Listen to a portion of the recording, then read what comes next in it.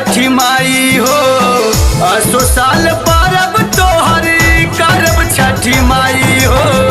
दे दे गुलाल बाझिन नाम द छोड़ाई हो, दे दे गुलाल बाझिन नाम द छोड़ाई हो।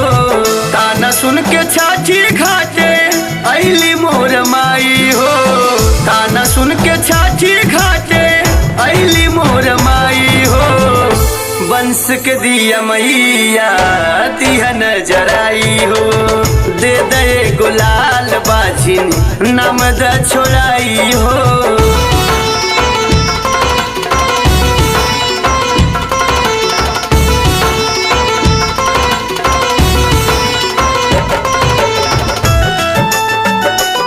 हे छठी माई तिवैया पुकार करत सुनी अर्जी कहाँ बाड़ू रे माई। रुकले ना रुकाई हमरो अखिया से धार हो, एको बेटा बिना सुना लगे परिवार हो।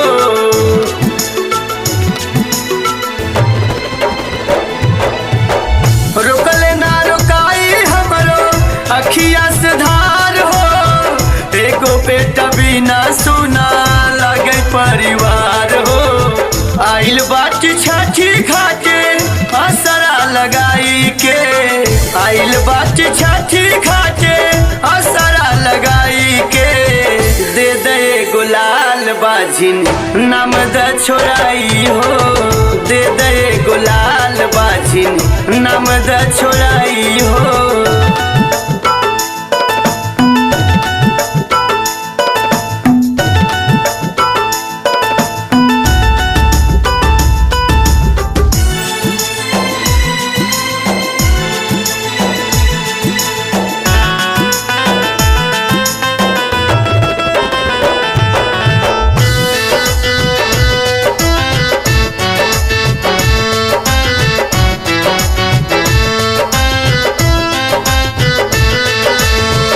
एक बेरी हमारा ऊपर कर उपकार हो, 3 दिन हमहू मैया रहबो निहार हो।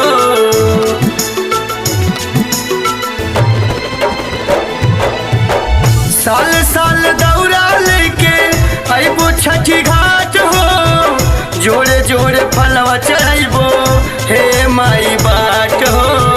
कहे रवि भरत रामा दौरा उठाई के, कहे रवि भरत रामा दौरा उठाई के।